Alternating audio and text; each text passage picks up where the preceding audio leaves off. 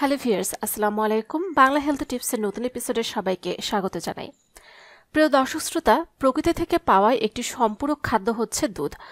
শতাব্দী ধরে এটি মানুষের অন্যতম প্রিয় খাবার হিসেবে জায়গা করে নিয়েছে। এটা শুধু একটি পানীয় নয়, বরং প্রয়োজনীয় প্রায় সকল পুষ্টির একটি উৎস। মানবদেহকে সুস্থ রাখতে এটি খুবই অতুলনীয়।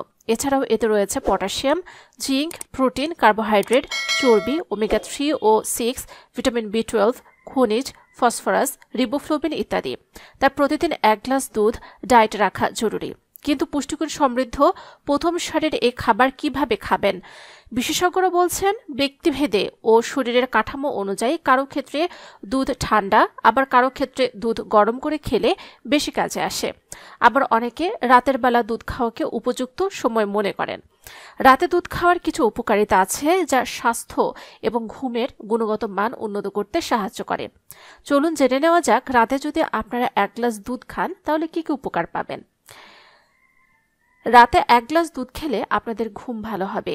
দুধে ট্রিপ্টোফ্যান ও মেলাটোনিন নামক উপাদান থাকে যা ঘুম আনার প্রক্রিয়াকে সাহায্য করে।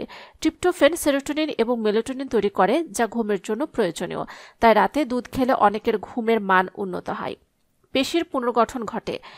দুধে প্রোটিন থাকে যা রাতে শরীরের পেশিগুলো পুনর্গঠনে সাহায্য করে।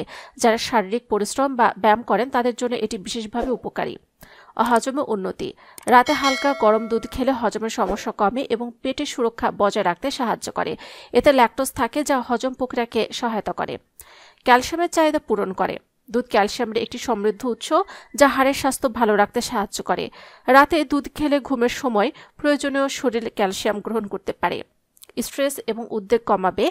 দুধে উপস্থিত কিছু উপাদান মানসিক চাপ এবং উদ্বেগ কমাতে সাহায্য করে। ফলে ঘুমের আগে দুধ খেলে মানসিক শান্তি পাওয়া যেতে পারে। তবে কিছু মানুষের ল্যাকটোজ হজম করতে সমস্যা হয়। তারা রাতে দুধ খেলে হজমের সমস্যায় ভুগতে পারেন।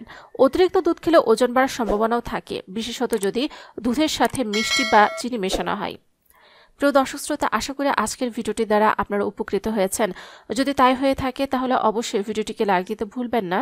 কমেন্টসে মতামত জানান। যারা এখন আমাদের চ্যানেলটিকে সাবস্ক্রাইব করেননি অবশ্যই আমাদের চ্যানেলটিকে সাবস্ক্রাইব করে রাখুন।